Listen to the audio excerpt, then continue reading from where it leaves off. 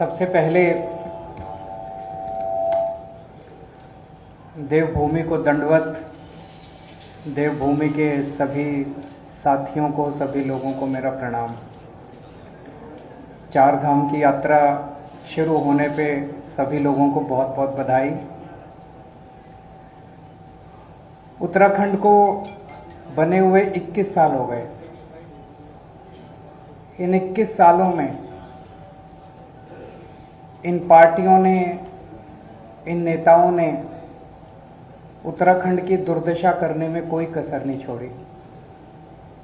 नदियां लूट ली, पहाड़ लूट लिए, जंगल लूट लिए, जो मिला वही लूट लिया इन लोगों ने। आज पिछले कुछ दिनों से, पिछले कुछ महीनों से कोटियाल साहब के साथ बैठ के, उत्तराखंड के लोगों के साथ बैठ के, देवभूमि के लोगों के साथ बैठ के इन 21 सालों की दुर्दशा को 21 महीनों में ठीक करने का हम लोग प्लान बना रहे हैं। और वही प्लान एक एक करके आप लोगों के सामने लेके आ रहे हैं। कैसे स्कूल बनाए जाएंगे, कैसे अस्पताल खोले जाएंगे, कैसे 24 घंटे बिजली मुहैया कराई जाएगी, कैसे सड़कें ठीक की जाएंगी, कैसे खेती ठीक की जाएगी, कैसे रोजगार मुहैया कराए जाएंगे। इन सारी चीजों के ऊपर जो 21 साल में इन सब ने मिलकर दुर्दशा की है, इस दुर्दशा को 21 महीनों में ठीक करने का पूरा प्लान हम लोगों ने उत्तराखंड के लोगों के साथ मिलकर तैयार किया है। उस प्लान का पहला बिंदु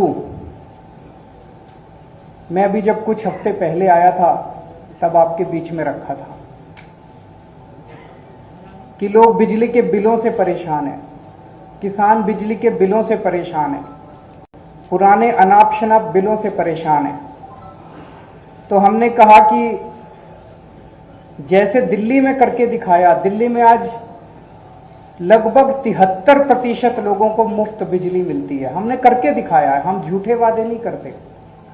ऐसे ही उत्तराखंड में आम आदमी पार्टी की सरकार बनेगी तो 300 यूनिट बिजली मुफ्त देंगे, पुराने बिजली के बिल माफ करेंगे, किसानों को मुफ्त बिजली देंगे। और 24 घंटे, ऐसा नहीं कि भाई इर्रेस्पॉन्सिबल स्टेटमेंट है, कोई कहेगा मुफ्त बिजली देंगे तो बिजली नहीं आएगी। 24 घंटे बिजली आएगी और मुफ्त बिजली आएगी। और मैं कोई नेता नहीं हूं, मेरे को नेतागिरी करनी भी नहीं आती।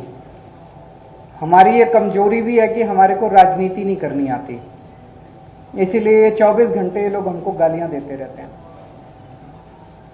लेकिन मैं जो कहता हूं वो करता हूं, और कहने के पहले पूरा होमवर्क करके आता हूं। तो हमने कहा मुफ्त बिजली देंगे तो देंगे, 24 घंटे बिजली देंगे तो देंगे। दिल्ली में करके दिखाया है। आज देवभूमि के युवाओं का दर्द, आज देवभूमि के युवाओं की जो तकलीफ है उसके बारे में बातचीत करने के लिए आया हूं। जैसा भी कोटियाल साहब कह रहे थे, उत्तराखंड के युवा में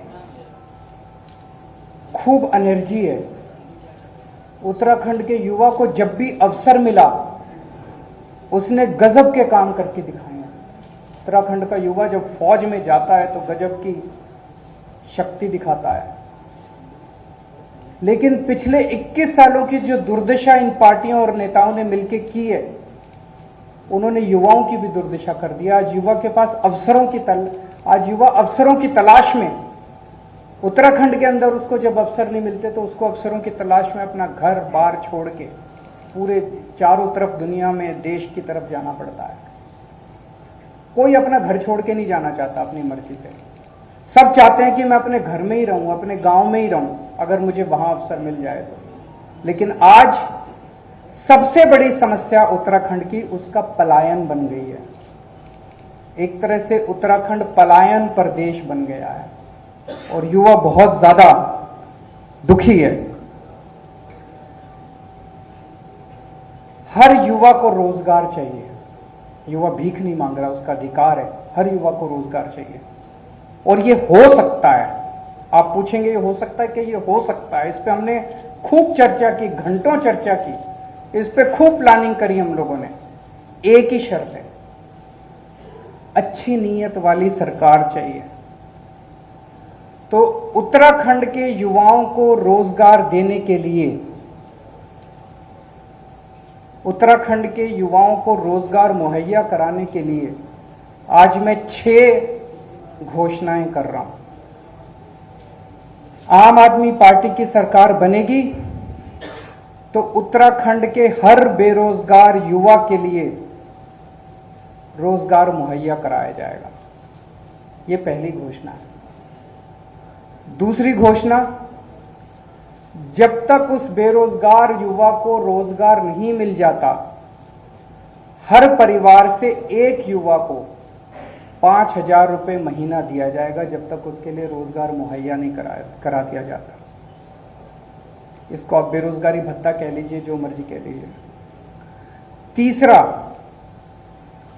सरकार में और प्राइवेट में 80% नौकरियां उत्तराखंड के बच्चों के लिए रिजर्व की जाएंगी। चौथा, सरकार बनने के 6 महीने के अंदर 1 लाख सरकारी नौकरियां तैयार की जाएंगी। आप पूछेंगे कैसे होंगी? लगभग 50 से 60 हजार तो वैकेंसी हैं सरकार में अभी। और उसके बाद जैसे मैंने बताया, और आने वाले दिनों में मैं और कई बार आऊंगा, हम इतने स्कूल, अस्पताल, सड़कें, मोहल्ला क्लिनिक, हमने इतने सारे प्लान बना रखे हैं जो एक एक करके आपके साथ शेयर करेंगे। इन सबको मिला के इतनी नौकरियां पैदा होंगी, नई नौकरियां क्रिएट की जाएंगी सरकार के अंदर। तो लगभग 6 महीने के अंदर 1 लाख नौकरियां तैयार की जाएंगी सरकार में। दिल्ली में अभी हमने एक एक्सपेरिमेंट किया था जो बेहद सक्सेसफुल रहा। हमने एक जॉब पोर्टल बनाया। हमने कहा भाई जो नौकरी देने वाले हैं वो इस पे अपनी सारी नौकरियां कर दो, और जो नौकरी लेने वाले हैं वो भी कर दो। कोरोना के वक्त में बहुत सारे लोग बेरोजगार हो गए थे। आपको जान के ताज्जुब होगा, 10 लाख नौकरियां इस जॉब पोर्टल पे आई थी। 10 लाख नौकरियां इस जॉब पोर्टल पे एडवर्टाइज हुई थी। ऐसा ही जॉब पोर्टल उत्तराखंड के बच्चों के लिए तैयार किया जाएगा, जहां पे नौकरी देने वाले और नौकरी लेने वाले आपस में मिल सकें। और मैं समझता हूं इसके अंदर बहुत बड़ी ताकत है। और छठा, एक अलग से मंत्रालय बनाया जाएगा, रोजगार और पलायन मामलों का मंत्रालय। उस मंत्रालय का काम होगा कि रोजगार के नए नए अवसर तैयार करना एक तरफ, और दूसरा युवाओं को पलायन करने से रोकने के लिए सभी उचित कदम उठाना। और तीसरा, जो लोग उत्तराखंड छोड़ के चले गए हैं वो अगर वापस आना चाहते हैं, पलायन कर चुके हैं, वो वापस आना चाहते हैं, उनके लिए उचित कंडीशंस तैयार करना। हमने बैठ के इसका काफी, जैसा मैंने कहा कि 1 लाख तो ये 6 चीजें मोटी मोटी हैं। 1 लाख तो सरकारी नौकरियां तैयार की जाएंगी। प्राइवेट सेक्टर में बहुत नौकरियों का स्कोप है।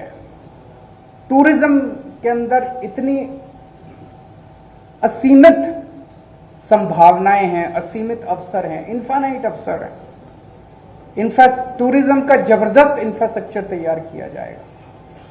इसमें वाइल्ड लाइफ है, एडवेंचर टूरिज्म है, इतनी किस्म किस्म की जड़ी बूटियां हैं, बायोटेक इंडस्ट्री शुरू की जा सकती है। पूरी दुनिया से लोग आएंगे यहां पे। अभी थोड़े दिन पहले कोटियाल साहब ने अनाउंस किया था कि उत्तराखंड को पूरे विश्व के हिंदुओं की आध्यात्मिक राजधानी बनाया जाएगा। इसी एक ऐलान के अंदर इतने सारे जॉब्स की अपॉर्चुनिटीज निहित है, असीमित अपॉर्चुनिटीज हैं। तो मैं और कोटियाल साहब जो हमारे सीएम कैंडिडेट हैं, उनको नौकरी दिलवाना आता है। उन्होंने अभी तक 10,000 बच्चों को तब नौकरी दिलवाई जब उनके पास कोई ताकत नहीं थी, उनके पास कोई शक्ति नहीं थी। इच्छा थी दिल में बस कि मेरे बच्चे बेरोजगार क्यों हैं, मेरे उत्तराखंड के बच्चे बेरोजगार क्यों हैं।